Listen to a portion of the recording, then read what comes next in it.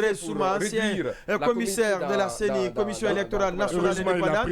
On va l'écouter très rapidement et puis le débat va s'ouvrir sur cet autre dossier parce qu'on parle de 400 milliards de francs guinéens détournés au niveau de l'institution qui avait charge d'organiser les différents scrutins dans notre pays.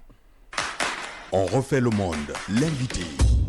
Charles-André Souma, bonsoir. Bonsoir, Monsieur Condé. Bonsoir à tous les débatteurs. Merci d'avoir accepté notre invitation. Alors, vous avez été commissaire à la CENI, Commission électorale nationale indépendante. Vous écrivez au ministère de la Justice et tout de suite, votre courrier a été entendu. Une information judiciaire est donc ouverte contre 2 anciens grands responsables de la CENI. Dites-nous, qu'est-ce que vous avez écrit concrètement au ministère de la Justice?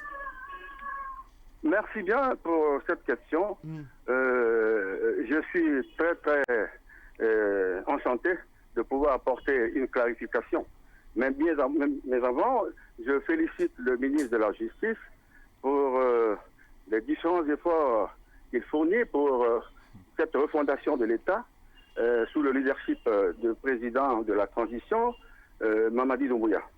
Pour revenir à la question posée, la lettre que j'ai écrite et que j'ai envoyée au ministre de la Justice, il n'est pas le seul d'ailleurs, j'ai aussi fait une lettre ouverte que j'ai adressée au président de la transition. Le contenu est presque identique. Mais à dire que cette lettre, j'ai eu à accuser ou bien à cibler le président de la CENI, M. Cabinet Cissé, que je salue au passage, parce que je le connais très bien, on a un peu passé le temps dans le quartier. Cette lettre, je crois qu'il y a de l'incohérence dedans. Parce que moi... Il y a de l'incohérence à quel niveau? Dans votre lettre ou bien dans celle adressée par le ministre de la Justice au procureur général? C'est dans celle adressée par le ministère de la Justice. Parce que moi, il y a un passage ici, et je l'ai dit, nous constatons, selon nos sources d'information, c'est ce que j'ai écrit, que plus de 400 milliards auraient été utilisés depuis des années, sans les règles de gestion budgétaire en vigueur. Voilà. Ensuite, à la fin, j'ai invité le CNRD, le ministère de la Justice, la Cour des comptes, la CRIEF, qui sont à juste titre interpellés à jeter un regard d'audit sur la gouvernance des présidents de la CENI de 2012 à 2021 afin de sanctionner les auteurs et complices qui se trouveraient des malversations. Voilà les 2 points importants. Alors qu'ici, ils disent que c'est par ma lettre, c'est par ma dénonciation qu'ils ont fait des injonctions au procureur général. Ce n'est pas du tout moi. Ça, c'est archi faux. Voilà. D'accord, oui, Karamadou, question? Non, la petite précision, parce que tout ça est venu de cette... Tierno Bonnet est là? Oui, il est là. Il connaît toute la situation concernant mon véhicule.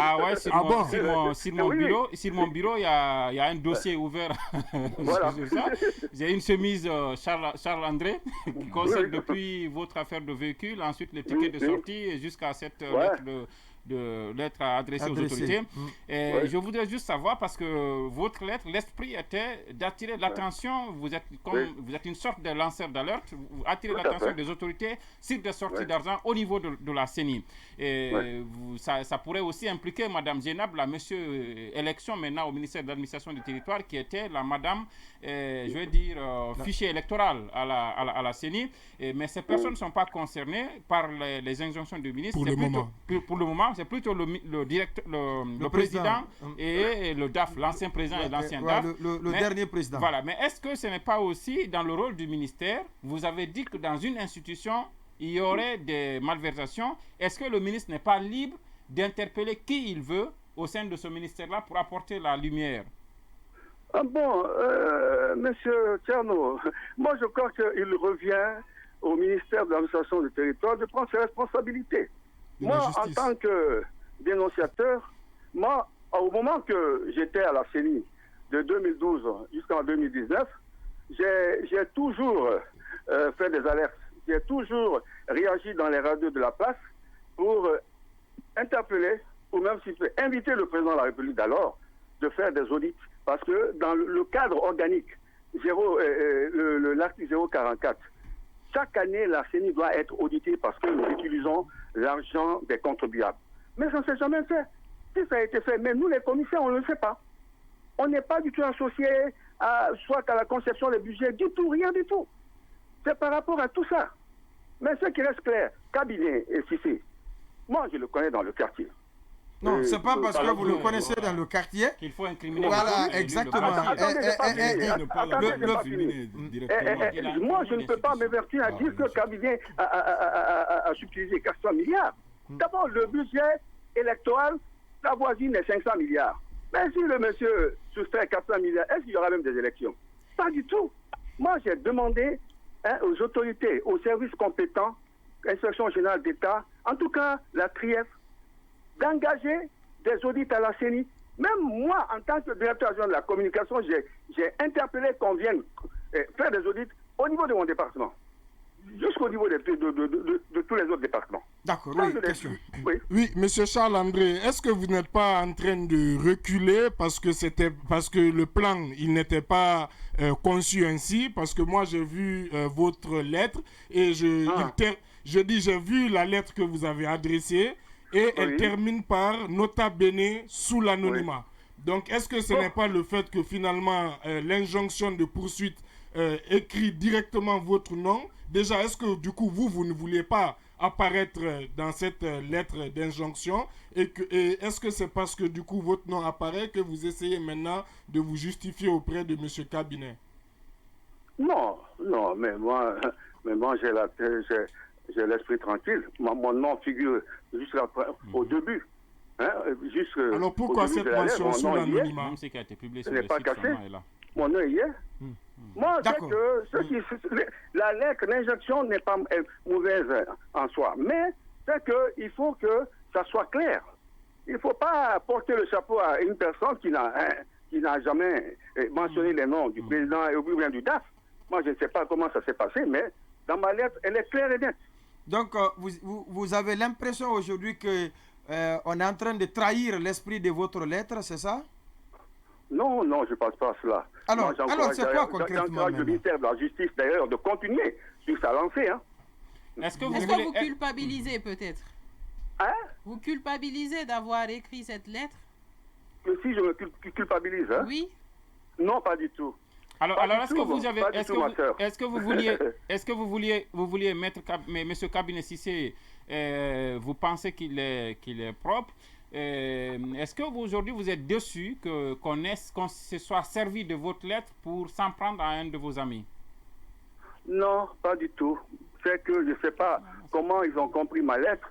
Moi, c'est une invite que j'ai fait au niveau des institutions chargées d'engager des audits. Mais aucunement pas de haine ni de frustration. Ça, je le dis au nom de ma Sainte Croix, parce que je suis un catholique. Je n'ai jamais passé à cela. Est-ce que vous auriez voulu que Mme Zainab Touré, qui se chargeait du fichier, est-ce que vous auriez voulu que son nom figure sur cette injonction? Aujourd'hui, elle est la directrice des élections au ministère de l'administration territoriale. Non, je ne m'intéresse pas. Moi, l'essentiel est que les gens envoient des auditeurs là-bas, quitte à savoir celui qui est plein de dents. Moi, je ne dirais pas, Mme Zainab, je ne personnalisez pas du tout. Alors, est-ce que vous êtes satisfait Est-ce que vous êtes satisfait de l'injonction faite par le ministre de la Justice? Je suis bien satisfait, je suis très content. Très bien content. Et que c'est même pas seulement la CENI, toutes les institutions de la République. Mais est-ce que vous n'êtes pas, vous êtes confus là, Charles-André? Est-ce que vous avez peur qu'on engage votre responsabilité pour fausse dénonciation? Parce qu'au début, vous dites que vous qui avez parlé vous ne pouvez pas comprendre qu'on mette tout ça sur la tête des cabinets. Ensuite, vous dites que vous êtes satisfait de la démarche du département. Allô? Non. Oui. J'ai même félicité, par l'entremise du directeur, j'ai félicité la réaction du ministre. Je l'ai félicité. Sincèrement. Et puis d'ailleurs, je ne me mets pas à l'écart, parce que moi-même j'ai eu à gérer. D'accord. Voilà. Charles-André Souma, ancien commissaire, ancien chef de département adjoint de la communication de l'institution. Merci à vous d'être passé dans cette émission. Merci, mes chers amis confrères. Merci beaucoup. Souma, vous avez 30 secondes là, après son passage. Oui, alors moi je trouve que son passage n'est pas assez clair parce qu'au final, ambigu, hein, il est si flou, on doit auditer, Charles-André, si on doit auditer la CENI, ça veut dire que ceux qui ont été à la tête ou qui ont eu des postes de responsabilité à la CENI seront impliqués dans ces détournements qu'il est en train de... parce qu'on ne cite que le nom de l'ancien président de la CENI. Donc ça veut dire... Sur la tête de qui on met les détournements de 400 milliards, de l'autre il dit qu'il se réjouit de la célérité avec laquelle son courrier a été traité. À un moment donné, M. Souma doit savoir ce qu'il veut et il doit s'assumer complètement pour qu'on puisse comprendre. Mais puisque c'est votre frère. Oui, bon, sur ce coup, mon frère a déconné. Hein, je ne sais pas. Non, rapidement, moi, cette affaire, parce que je la suis, ça fait plus d'1 an que je suis cette affaire. Et ces affaires, pardon, parce que c'est beaucoup. Maître Souma, il faut savoir qu'il fait partie...